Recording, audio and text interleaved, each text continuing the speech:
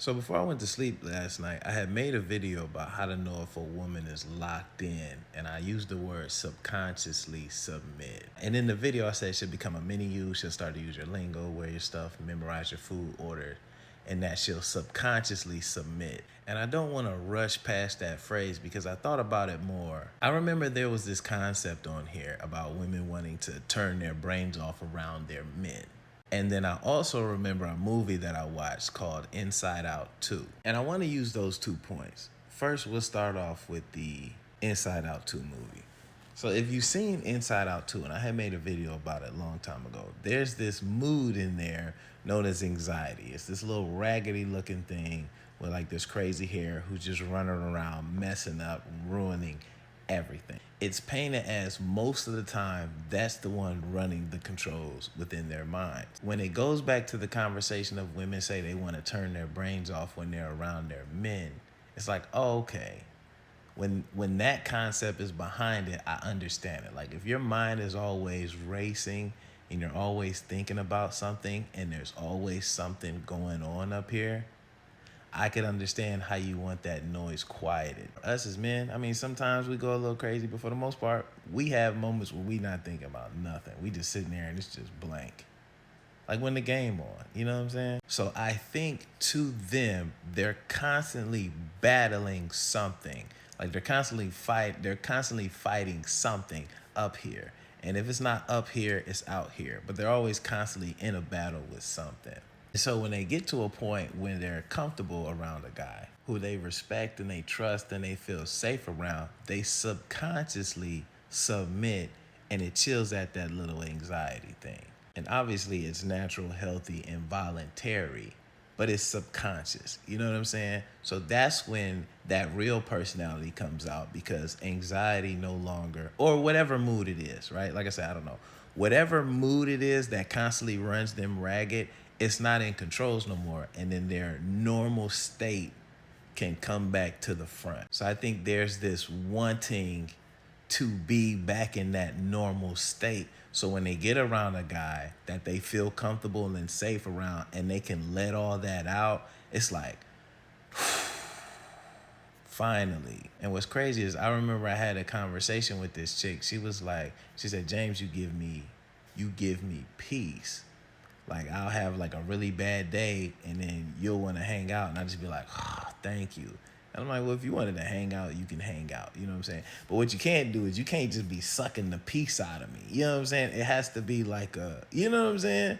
I think there has to be a balance somewhere because it's like, if this is true, if this concept is true, where it's like, it's just so much going on that I want to be in this normal state that you bring out of me is refreshing. And it's a person that I haven't been able to be in a long time. And it's a person that I haven't seen in a long time. That's when they be like, oh, I love it here. Or I love that for you. That's why they be hyping all the girls up to, oh my God, like let this love find, because there's a wanting for that. I think if it's just explained in a tasteful manner, then most of us would understand it too. So it's like, yeah, we hear the discussion of, oh, you want somebody to provide and protect and lead, but why though? You know what I'm saying? It's not just because they want some tough guy out here beating up everybody and, you know, airing out the club or whatever and crashing out. It's not just because they want some ignorant crash out. It's because they want to feel safe. And when they feel safe, they trust that person leading them because they're like, oh, okay, no matter what, I know I'm going to be protected. And that doesn't give you the excuse to go around and act crazy, but it does allow that more natural state of them to come out and be more present. So for us, it's like, okay, I can't go up to you and be like, oh, you need to submit to me because I'm this, this, this, and this. You have to feel that around me. That's why when women feel off, they be like, I just don't feel. It's a feeling. You know what I'm saying? Even though we may know we can give you those things, you don't feel that I can give it to you, which is, it's like speaking a different language. So for us to give you the other side of the discussion, for us, it's like, okay, we don't mind doing that. And if I can give you that peace, that's amazing. However, I don't want you to extract that peace from me. I want you to sit in the peace with me, if that makes sense. Like if it comes to the point where my mental health is taking a hit by being around you because it's so unpleasant, we have to end it, because now my peace is coming into question. So with my peace being disturbed, obviously you're not going to get any peace. So then your feeling is going to be wonky. I think that's why sometimes it's like we'll be like, "Oh, this chick was crazy." Like, nah, she's not crazy. That's the that's how she protects herself. I'm not justifying anything.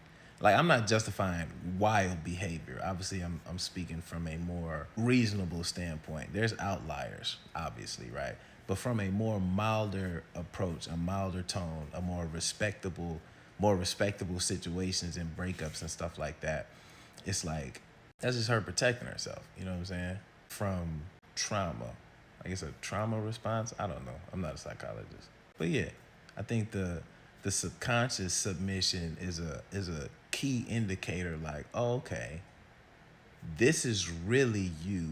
How do I get this you all the time? Like, if you're naturally goofy, but for some reason you're mean, it's like, okay, you're not really like that.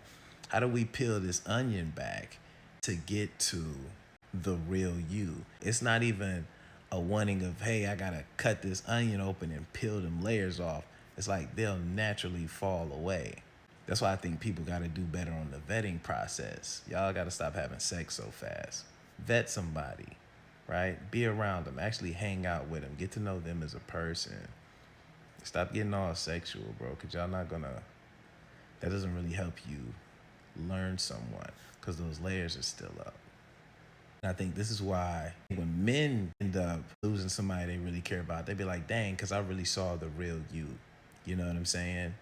As opposed to the show you put on, the representative, as we say, that you show everybody else. And then on the other end, women are like, man, I really had so much peace, and I felt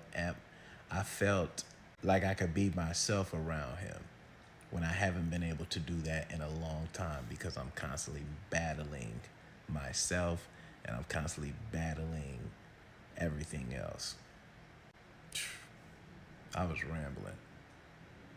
My bad, y'all. But yeah, it was just something I was thinking about.